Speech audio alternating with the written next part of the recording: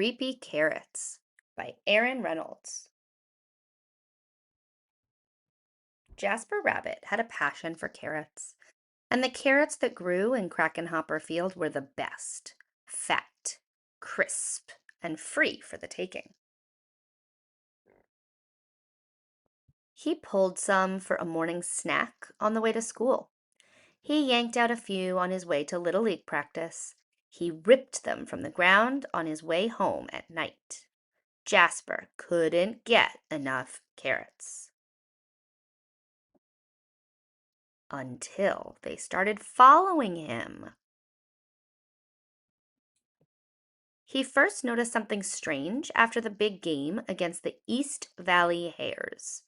Jasper was about to help himself to a victory snack when he heard it. The soft, sinister dunk, dunk, dunk of carrots creeping. He turned, but there was nothing there. Just my imagination, he thought, but he hopped a little faster. That night, as he was brushing his teeth, there they were. Jasper whipped around, but nothing. He laughed at himself, picked his toothbrush off the floor, and went to bed. Quickly. The next morning, he approached Krakenhopper Field slowly. He reached for 2 wild carrots. Nothing happened. He bit into one. Nothing happened. Whew, creepy carrots, it was ridiculous. But when he arrived home that evening, "Mom! Mom!" Jasper screamed. "Creepy carrots in the shed!" His mom opened the door slowly. There weren't any carrots. Not even the regular kind. "There are no such thing as creepy carrots," Mom said, shaking her head. Later that night, as Jasper lay in bed, he heard it. Breathing. Terrible, carroty breathing. And there, on his wall, "Creepy carrots!" he shouted. "Dad! Dad!" His dad thumped into his bedroom and threw on the light. They searched under the bed. No creepy carrots. They looked through the closet. No creepy carrots. They opened the dresser drawers. No creepy carrots.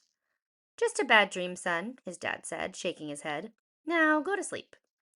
That wasn't going to happen. By the end of the week, Jasper was seeing creepy carrots creeping everywhere. Jasper knew his parents were wrong. Creepy carrots were real, and they were coming for him. But they couldn't get him if they couldn't get out.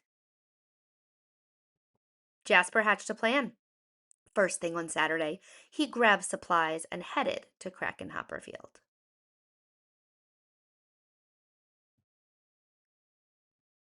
As the sun finally set across Krakenhopper Field, Jasper Rabbit smiled.